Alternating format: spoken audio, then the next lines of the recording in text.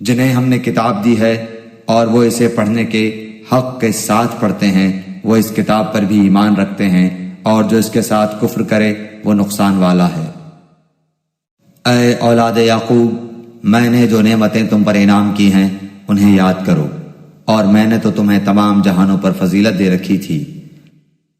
اس دن سے ڈرو جس دن کوئی نفس کسی نفس کو کچھ فائدہ نہ پہنچا سکے گا، نہ کسی شخص سے کوئی فدیہ قبول کیا جائے گا، نہ اسے کوئی شفاعت نفع دے گی، نہ ان کی مدد کی جائے گی۔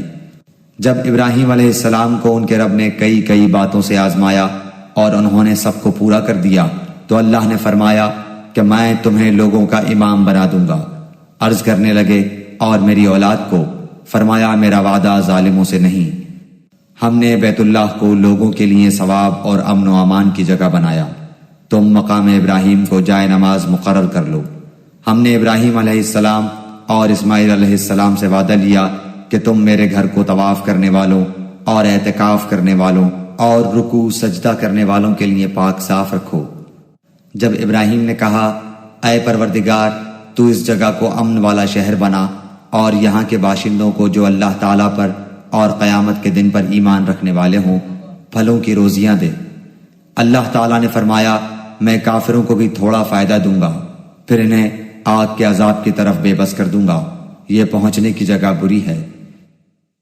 ابراہیم علیہ السلام اور اسماعیل علیہ السلام کعبے کی بنیادیں اور دیواریں اٹھاتے جاتے تھے اور کہتے جا رہے تھے کہ ہمارے پروردگار تو ہم سے قبول فرما، تو ہی سننے والا اور جاننے والا ہے۔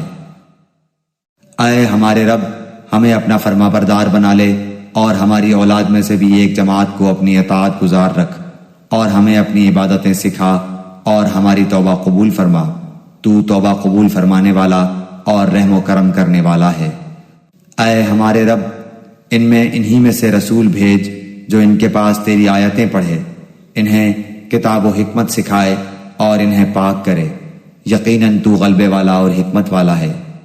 دین ابراہیمی سے وہی بے رغبتی کرے گا جو محض بے وقوف ہو، ہم نے تو اسے دنیا میں بھی برگزیدہ کیا تھا اور آخرت میں بھی وہ نیکوکاروں میں سے ہے۔ جب کبھی بھی انہیں ان کے رب نے کہا فرما بردار ہو جا، انہوں نے کہا میں نے رب العالمین کی فرما برداری کی۔ اسی کی وصیت ابراہیم اور یعقوب نے اپنی اولاد کو کی کہ ہمارے بچوں، اللہ تعالیٰ نے تمہارے لیے اس دین کو پسند فرما لیا ہے، خبردار تم مسلمان ہی مرنا۔ کیا حضرت یعقوب کے انتقال کے وقت تم موجود تھے جب انہوں نے اپنی اولاد کو کہا کہ میرے بعد تم کس کی عبادت کرو گے؟ تو سب نے جواب دیا کہ آپ کے معبود کی اور آپ کے آبا و اجداد ابراہیم علیہ السلام اور اسماعیل علیہ السلام اور اسحاق علیہ السلام کے معبود کی، جو معبود ایک ہی ہے، اور ہم اسی کے فرما بردار رہیں گے۔ یہ جماعت تو گزر چکی، جو انہوں نے کیا وہ ان کے لیے ہے، اور جو تم کرو گے تمہارے لیے ہے۔ ان کے اعمال کے بارے میں تم نہیں پوچھے جاؤ گے۔ یہ کہتے ہیں کہ یہود و نصارہ بن جاؤ تو ہدایت پاؤ گے، تم کہو بلکہ صحیح راہ پر ملت ابراہیمی والے ہیں، اور ابراہیم خالص اللہ کے پرستار تھے اور مشرک نہ تھے۔